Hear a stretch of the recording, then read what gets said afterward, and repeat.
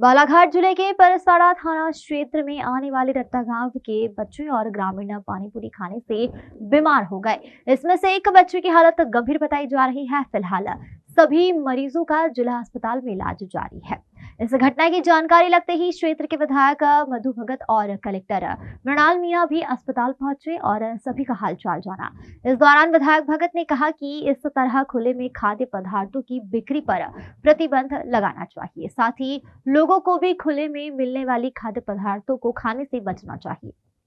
खाद्य पदार्थ को लेकर और आपके विधानसभा क्षेत्र से आधा गांव पूरा बीमार हो गया गुपचुप खाने से। निश्चित तौर पे ये बड़ा दुख का विषय है और जिस प्रकार से ग्राम पंचायतों में ग्रामों में फेरी वाले जो गुपचुप बेचते हैं, चाट बेचते हैं और जो मेले के अनुसार अपनी अपनी छोटी छोटी जो दुकानें लगाते हैं, ये एक ऐसा घटनाक्रम हो गया है कि एक गुपचुप वाला जो रट्टा पंचायत का, जिसमें 54 से ज्यादा लोग होंगे जिन्होंने उसका सेवन किया गुपचुप का, और उनकी सेहत बिगड़ गई और निश्चित तौर पे उनका पेट खराब होने से बहुत सारी प्रॉब्लम्स उनको आई है, जिसमें 54 लोगों को यहाँ एडमिट किया गया है। और मैंने जानकारी ली है भी, कलेक्टर साहब के साथ अंदर गया था मैं सर्वे में, तो एक बच्ची के थोड़ा सा मेरे को उसकी सेहत ज्यादा खराब है। मैंने यहाँ बोला सिविल सर्जन को, नीलेश जैन को, कि इनके लिए अगर बाहर हो सकता है तो इनको बाहर करें और बाहर से इनका ट्रीटमेंट लें। ये तो हो गई ये घटना, लेकिन कहीं ना कहीं वो जो फुल्की वाला था उसके ऊपर क्राइम तो बनता है। वो कलेक्टर साहब ने भी बोला है कि वो शायद 15 दिन पहले उसने इस कार्य को चालू किया, जिसकी वजह से ये कुछ ना कुछ मिलावट या जो भी चीजें हैं उसमें खराबी आई होगी, लेकिन क्राइम है, क्राइम बनता है। ये हो गया दूसरा पहलू। तीसरा पहलू जनता को भी समझना पड़ेगा, आम जन को भी समझना पड़ेगा कि हम किसी भी पदार्थ का सेवन करते हैं, खान पान का सेवन करते हैं, चाहे वो सड़क पे करते हो, चाहे रेस्टोरेंट में करते हैं, तो स्वच्छता की ओर पहले ध्यान दें, गुणवत्ता की ओर पहले ध्यान दें। अनायास नहीं तो फिर सामने ऐसे शारीरिक कष्ट का सामना हमको करना पड़ता है। गनीमत रही कि कोई अनहोनी नहीं हुई है, लेकिन ऐसे कई पैकेजिंग आइटम है, कई खाद्य पदार्थ है जो बिक रहे हैं। एक जनप्रतिनिधि होने के नाते प्रशासन के साथ ऐसा क्या आप टास्क फोर्स बनाएंगे या ऐसा कुछ विशेष कदम उठाएंगे? अभी कलेक्टर ने वही चीज बोला है कि हमारा ये अभियान चला था 1 जनवरी से। स्ट्रीट वेंडर के लिए बोला, जो रास्ते में दुकान लगा के बैठते हैं, लेकिन ये जो ग्राम पंचायतों के अंदर जो ठेले लगा लगा के जो घूमते हैं, इसके लिए मैं अभी जिला सीओ से मैं चर्चा करूंगा कि पंचायत में, इसको पंचायत स्तर में जनसभा में इस बात को रखें कि हमें फेरी वालों से,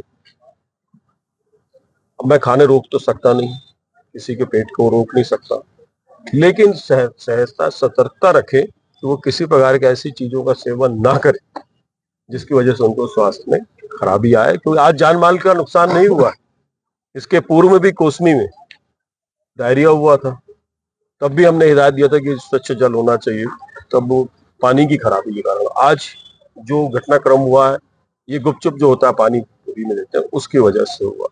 इसके ऊपर हम प्रशासन के साथ सख्त बैठ करके कोई ना कोई निर्देश जारी करेंगे, पूरे बालाघाट जिले के लिए करेंगे, वरन परसवाड़ा मेरी विधानसभा का अकेले का नहीं, कभी भी घटना कहीं भी हो सकती है। एक मिनट, आपके जब कांग्रेस की सरकार 18 महीने की सरकार थी, तब ताबड़तोड़ कार्रवाई हुई थी खाद्य पदार्थों को लेकर। उस तरह की गंभीरता क्या देखने मिल रही है? शुद्ध और युद्ध का हमारा जो था, ये हमारे माननीय कमलनाथ जी के शासनकाल में इसको बहुत बड़े स्तर पे उठाया हुआ था।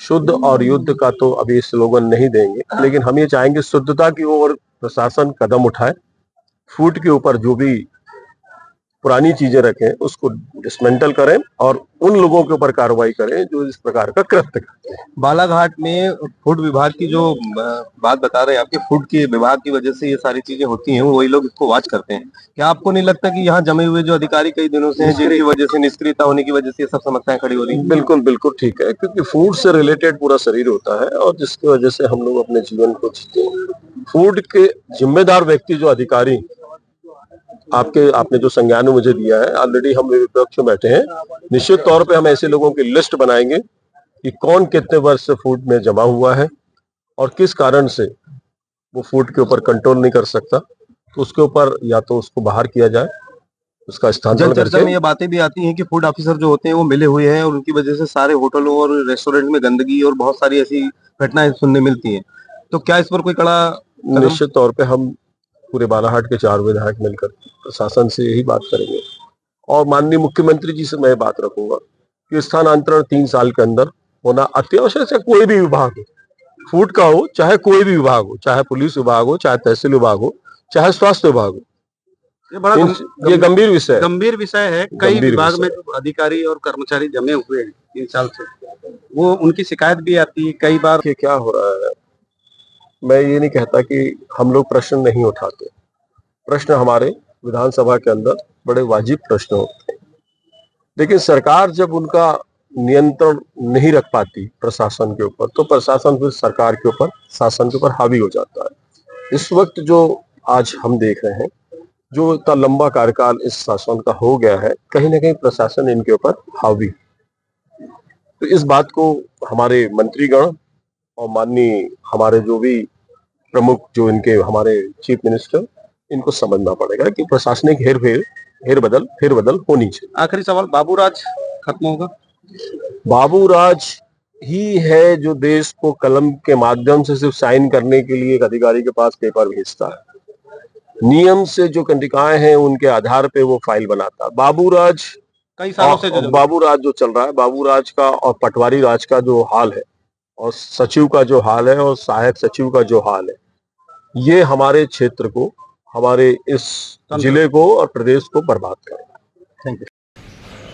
शिकायतें आई थी, उसमें 54 पेशेंट्स डिस्ट्रिक्ट हॉस्पिटल में अभी एहतियात के तौर पर एडमिटेड हैं।